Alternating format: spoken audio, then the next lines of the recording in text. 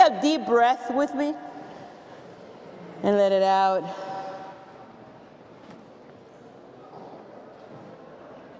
August 1st of 1988. My parents and I walked into the guidance counseling office at Lyman High School in Longwood, Florida, where they were going to sign me up for 11th grade. We had been in the United States for 30 days.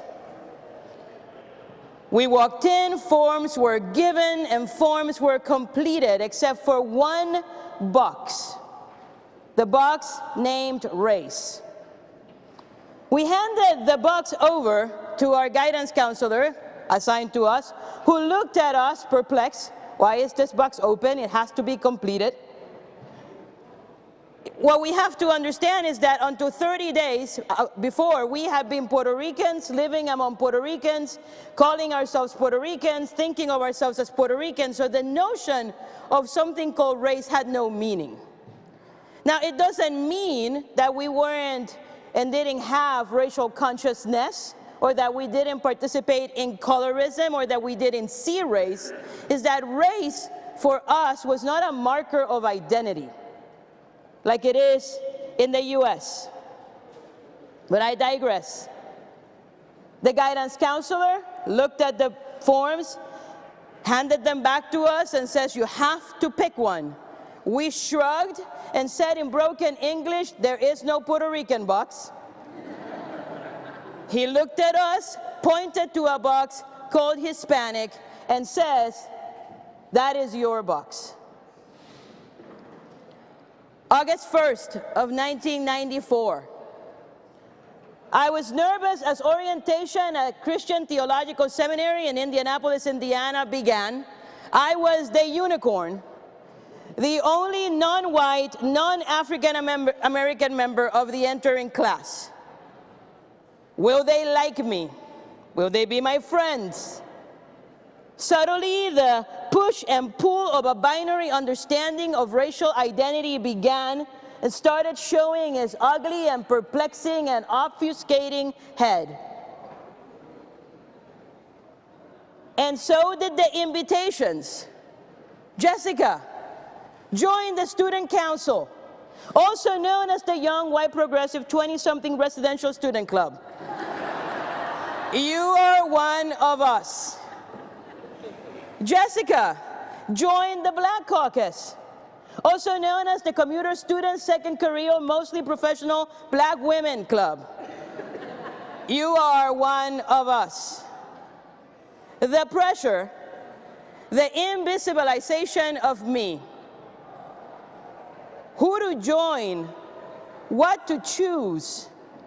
Now, a public announcement about what it means to have grown up in a colony of the US and of Europe.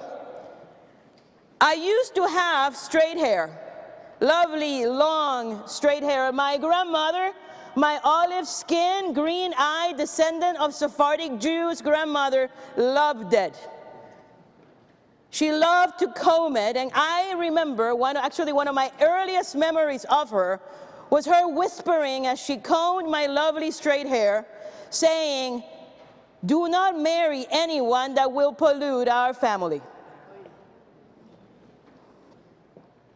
The thing is, I knew what she meant. Even at 5 and 6, I knew she was talking about Black Puerto Ricans. You see, what it means to grow up in a colony is that you internalize the dominant culture's notion of goodness and badness. I knew lightness and whiteness were good. I knew darkness and blackness were bad. So she didn't have to tell me anything. She didn't have to use racial epithets for me to know what she meant. And what it meant to grow up in a colony of this nation was to have grown up with textbooks and stories and television and shows that reminded me every day who was the good person and who was the bad one and who were the ones that were invisible. But back to August of 1994. I joined the White Student Caucus. The choice was actually quite easy because, let's be clear, After 21 years of internalizing messages about who the bad ones were, the chances that I was going to join the Black Student Caucus and make their issues my issues were slim. I had also learned a little bit about power, and I understood that in joining student council and the white students meant having access to resources. It meant joining a club that even then, middle-class white Christians were obsessed with, white, young seminarians. I knew it meant access. It meant jobs. I did join Just Gospel Choir. You can call it a symbolic gesture. January 19th, 1999, I was a newly ordained minister working for the office of the General Minister and President of the Christian Church Disciples of Christ.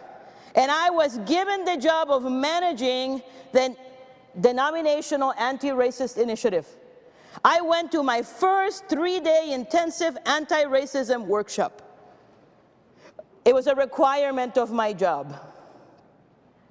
In it, we were going to talk about how racism distorts human identity. We were going to talk about how racism uses culture to maintain white dominance. We were going to talk about how institutions give legitimacy to set culture and explore how we would intervene strategically to stop it. That workshop changed my life. It crystallized for me why I have felt so disconnected from the conversation about racial justice in the United States. I walked away from those 3 days with 4 insights that ring true for me today about the challenge religious institutions have in meaningfully addressing the evil that is racism. So I want to share those lessons with you. Lesson 1. Racism cannot be understood aside from white supremacy. Racism is an ideology that departs and comes from the ideology of white supremacy. White supremacy operates to create a worldview, a way of life, a way of engaging the world, which shape or rather misshapes most white institutions in the United States. There's a woman that I adore, Andrea Smith, a religious and legal scholar, that suggests that white supremacy has 3 pillars: genocide, slavery, and the making of perpetual foreigners. And she argues that those 3 pillars are at the base of every institution built in this nation, including this church. White supremacy results in structural arrangements that misuse power to privilege and benefit white society and white people. It also results in structural arrangements which misuse power in ways that marginalize, oppress, and destroy people of color and all of those codified as non-white. Lesson 2. History matters. For a long time, I sat in the silence of the conversation about race in the United States. I could not see an entry point for me for those who were like me. I kept asking, where does a non-white, non-black person fit into the struggle to end racism? Now, in my work at Crossroads Anti-Racism Organizing and Training, where I have spent most of my days, I see over and over how profoundly ahistorical and sometimes downright ignorant most Americans are and most Christians are about the realities and the histories of people of color in this nation. And here is the thing: if we do not understand history, the history of white supremacy in this nation, the history of the church's participation as an architect of white supremacy, if we don't understand that, we will continue to set up the conditions of what I called oppression Olympics. Whose oppression is worse? That simply leaves white supremacy unaddressed. We will continue to obfuscate what is real. It's like living in the world of the Matrix, where everything is designed to help you remain blinded to the machines that have enslaved us. In this case, the machine is white supremacy. September 2002. My colleague and I, Jill, cisgender, straight, white minister, were invited to keynote a conference at a middle judicatory about white denomination. They invited us because they wanted their youth to learn about how to be agents of reconciliation. A third of the way through the first day, and while the youth were having small group, the event organizers asked to meet with us and a group of youth leaders that were upset about what they called my tone. After some awkward introductions and some apologetic glances, one of the youth leaders began to say to me, "How dare you create confusion for our youth? How dare you make them doubt the greatness of this nation? How dare you make them not think of us as the great people that we are?" Now, if you are wondering what I said, here it is. I asked them to tell me about Woodrow Wilson. I said, "Tell me 5 things that you have learned in school about Woodrow Wilson."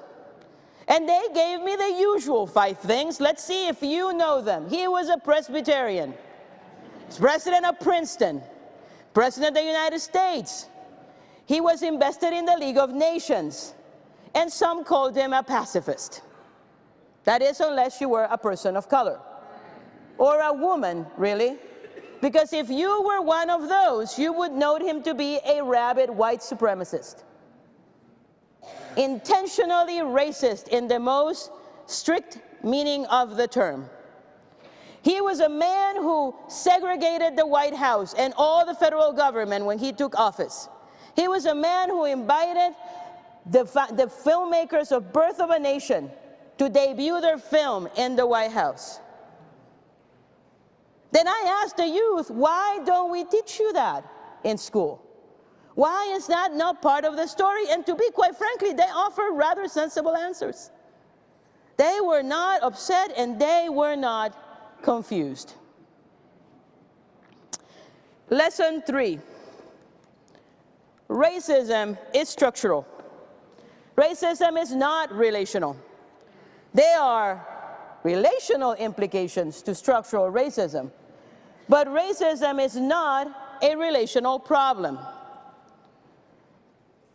I've been traveling across the United States for 15 years, working with institutions, particularly religious institutions that want to end racism. And this scenario repeats itself over and over and over. Jessica, we are ready. We are ready to end racism because our neighborhood is changing. There are some brown people outside our door, and we need them to join our dying church. And here is what we are going to do. We're planning to do some pulpit exchanges and some choir exchanges. We are going to pair some white pastors and black pastors, because apparently the problem of racism, it's only the purview of white and black people. And we're going to send them to the South, because apparently racism is in the South and not just everywhere. What I never hear is, Jessica, we plan to identify and assess the white supremacy embedded in the DNA of our church. We plan to assess the ways our programs and products and services ensure white advantage and give legitimacy to white dominant culture. That I never hear. We keep using relational solutions to structural problems, and it is not to say we don't need to build relationships.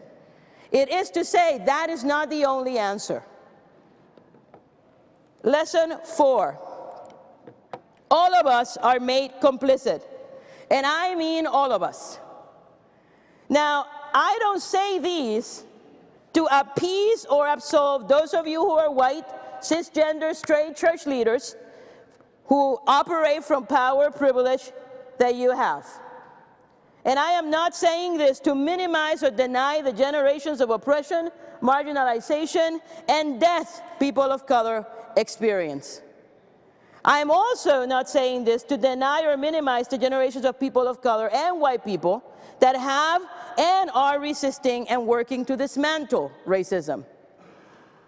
I say this to acknowledge that all of us have internalized messages, beliefs, assumptions, and a worldview shaped by white supremacy, which divide and conquers us and keeps us from being whole, from being able to extend solidarity, and from, quite frankly, being the body of Christ in this earth. Spring of 2003. My colleague and I walked into a room near the LaGuardia airport. We were asked by a middle judicatory of a major denomination to facilitate a conversation between the leaders of the Latino community, the Haitian community, and GLBTQ leaders of a national organization within the denomination. The tension was thick, the distrust palpable. We walked into a room where Haitian and Latino leaders were mostly working class, bivocational men and women who pastor while also driving cabs, cleaning hotel rooms, running shops. They were fed up. They have been struggling with a new culture, dealing with the trauma, racism, and xenophobia inflicted daily. They were challenged by the ways in which the church in the U.S. was so radically different from the church in their contexts and countries. And they were fed up by their marginal location in the judicatory, with the tokenism of a church that lifted them up as examples of how much the church was growing in diversity whenever it was convenient to the judicatory. They were fed up of having their communities and their issues that mattered to them ignored. They were fed up with a denomination that had been routinely disinvesting from their communities. So they grab hold of the one thing that they have figured out got them attention, which is to be as homophobic as they could. The more homophobic they were, the more attention the white denomination actually paid to them. I also walked into a room with GLBTQ leadership that were mostly cisgendered, educated professionals, comfortable in the cultural milieu of the denomination, well-versed in middle-class values and ways of being, connected to the most influential and wealthy churches in the judicatory. They knew how to move with power, and they too were fed up. They were fed up by a denomination that blamed immigrants for all the ways in which we're dragging their feet around GLBT inclusion. They were fed up by all of the ways in which homophobia and heterosexism continue to be so dominant. They too were fed up. And they blamed the immigrants for all of it. That day, white supremacy won. An ideology that necessitates the dehumanization and demonization of others was victorious. While the groups fought for the crumbs that fell from the denominational table, patterns of white dominance were left uninterrogated and unexplored. The mostly white representatives from the GLBTQ community lived out their internalized privilege by patronizing and reducing the leaders of the Latino community as gay-hating, patriarchy-loving men and women. By the way, that is what Teresa meant by an enemy image. When you totalize people and they become just that. And the leaders of color lived out their internalized oppression by seeing only enemies and never considering the intersectional experience that the GLBTQ folks were experiencing and were living. 4 lessons. The issue is white supremacy, history matters, racism is structural, and all of us are made complicit. If these 4 lessons do not come to the center of our analysis of racism and do not inform our responses to racism, our efforts will fail to bear fruit. Failure to internalize these lessons means that white supremacy wins. It wins each time we assume white supremacy is limited to KKK members outside of the walls of the church, as opposed to seeing ourselves as perpetrators of white supremacy. It wins every time we apply a binary analysis that assumes racism concerns only the oppression of one group. This, of course, obfuscates how all people of color bear the brunt of its death-dealing ways. February 2016. I find myself addressing an overwhelmingly white, by global standards, wealthy, educated, professional, open-minded group of people who are earnestly trying to understand what it means to faithfully respond to a moral problem, to an evil that devastates and destroys life each day called white supremacy. They're asking what is coming up next for the church. How does one pick the good way and endure it? How does not one get bogged down by guilt? For weeks I struggled what to say. Would they dismiss my observations as just the rantings of another angry person of color? Would they? After all, I have no stature. I haven't published any books or been on any TV shows. Really, most of you have never heard of me until Hardy introduced me. Would they get teary and defensive, overreacting to the insights shared? Will I say too much about the stuff between people of color and LGBTQ folks to this mostly white crowd, and will that jeopardize my relationships to them? What to say? So here it is. My name is Jessica Vazquez Torres, and I am a 1.5 generation ESL speaking, hyper-educated, relatively privileged, blue pastor bearing colonial subject of the United States. I am queer. I am Latina of Puerto Rican descent. I live in the South, and I am a Presbyterian by choice. And I, for one, need you to move this conversation and to move past guilt, to deal with what's actually killing us, which is white supremacy. And so I offer you 4 things.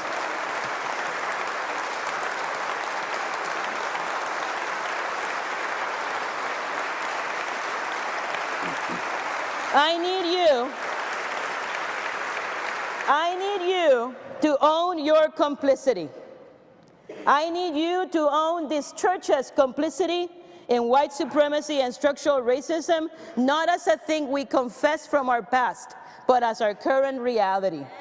I need you to learn to say the words white supremacy and mean us. I need you to grow in your capacity to be uncomfortable and to sit in cognitive dissonance. I need you to do the kind of critical thinking that, as Bell Hooks says, questions the very foundation of our reality and our identity. I also need you to get an analysis of racism that is thicker, more complex, and more intersectional. Become equipped with a framework that will keep you focused on the structural reality of racism.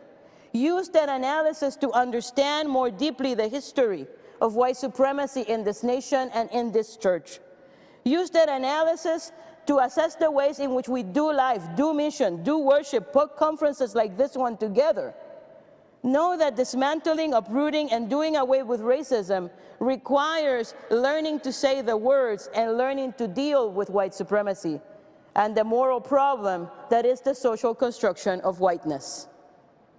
I need you to see and understand that racism is at the root of every ism. Heteropatriarchy, homophobia, heterosexism, sexism, classism, capitalism, environmental injustice. It's all rooted from the same place. The way forward will require that we engage in all social justice work with a commitment to operate in anti-racist ways. So if your passion is women's rights, how does your women's rights work acknowledges the difference and the unique and specific reality of women of color? If your passion is LGBT inclusion, how does it recognize that the experience of those of us who are queer people of color are different and unique and require its own space? If your issue is to advocate for the rights of immigrants, how do you acknowledge the xenophobia and the racism that pervade that system? And as they say in the academy, et al. I need you to know that you will have to be political. Not politically correct, but political. Not colorblind, but political. The realities of racism are lived in our public sphere. The people who show up in our congregations are showing up destroyed and are also showing up privileged by what happens in our public sphere.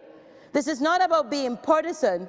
This is about demanding a different social arrangement. In the church, we have an aversion of talking about politics and political issues, and yet to do and be a Christian and to do theology is a political act. At least that's how I understand the ministry of Jesus Christ. We do this because the reality of white supremacy and racism is structured in the way that we live. Now consider this. In 2015, a little bit of data, just so that you know I did my homework. A little bit of data. In 2015, the deaths of unarmed African-American men at the hands of police number 102.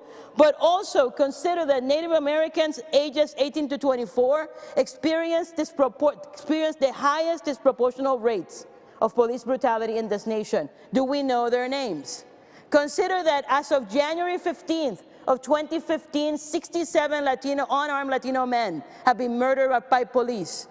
And if the pattern continued, that would have made 134 men. Do you know their names? Consider that beginning at the terrorist attack in Paris, 63 mosques and Sikh prayer houses were burned and vandalized in this nation. Consider that we have no data on the wealth disparities of Native American women and Asian women because they are considered statistically insignificant. Consider what it's like to be statistically insignificant. Consider that there are 11,220 water poisoning uranium mines in Native American territories in this nation that have been poisoning their water for 50 years. It isn't just Flint. We need a new social arrangement, and we need political solutions. And I need you to talk about the benefits to white people. This is what racism does too. Consider that the median net worth of white households in 2013 was $142,000, compared to that of black households, which was $11,000, and that of Latino households, which was $13,700. Consider that in 2007, the most recent data shows white women had a median wealth of $45,400, while African-American women and Latinas had a median wealth of $100 and $120 respectively. That is white supremacy, and that is what it does. I need you to talk about the misshapen of white people's identity. And I need you to pay attention, because in all of our obsession about millennials, with baby boomers thinking that they'll save us from our bad habits, studies show millennials are more socially isolated from people of color than any other group, including Gen Xers, and that they hold the same racial stereotypes as their grandparents and parents, particularly in regards to African Americans and Latinos. All of us need this. There is no future that will save us. Consider that white people in my state of Kentucky overwhelmingly voted to end their own health care in order to prevent LGBTQ people from having rights and to end entitlement programs for people of color. White supremacy and racism do not exist to hurt people of color. We are simply the consequence of its true purpose, which is the maintenance of white power and white dominance in this nation. And I need you to deal with that. And I need you to bear the weight of it. And the world needs you to deal with that. And quite frankly, if we don't, what comes next would matter very little. Thank you very much.